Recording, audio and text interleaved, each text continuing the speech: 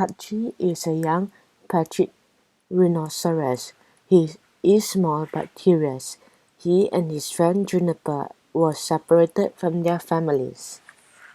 It happened while the herd were watering to the winter drought. It was time for the great migration. But now they are in big trouble. They cannot follow any of the other dinosaurs that pass by. Juniper injured her leg. Now Patchy and Juniper are lost and alone in a strange new world. They stop on a long beach. The tide is rising fast. Juniper is too weary to move. Patchy isn't sure what to do. A bright red crab darts out from under a rotting log. It snaps its pincers. Patchy is curious. He has never seen anything like the crab before. He moves closer to the crab and sniffs at it. Snap! The crab's pincers latch onto Patchy's nose. Patchy yelps in surprise and shakes the crab loose. More crabs appear on the beach. They surround Patchy and twirl in a strange dance.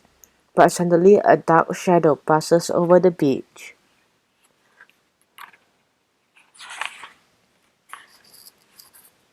Patchy looks up. The shadow of a giant pterosaur is blotting out the sun. The pterosaur circles and lands. It dumps down one crab after another. Patchy is nervous. Will the pterosaur eat him next? He wakes Juniper. The two of them run up the hill and hide in a tree.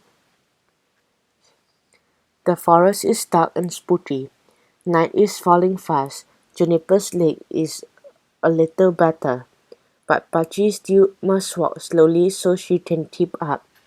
Strange sounds and dark shadows are all around them. Patchy hears something rustling in the darkness. There is another rustle nearby. Then something bursts into view. It is only a tiny aphodon. Patchy is relieved. He steps over a tree root. The root moves. Juniper's eyes widen in fear. Patchy steps over the tail of a sleeping Drodrosaurus. The Drodrosaurus is a deadly predator. When he snores, Patchy can see a huge, sharp teeth. Patchy tiptoes carefully around the sleeping giant's tough claws.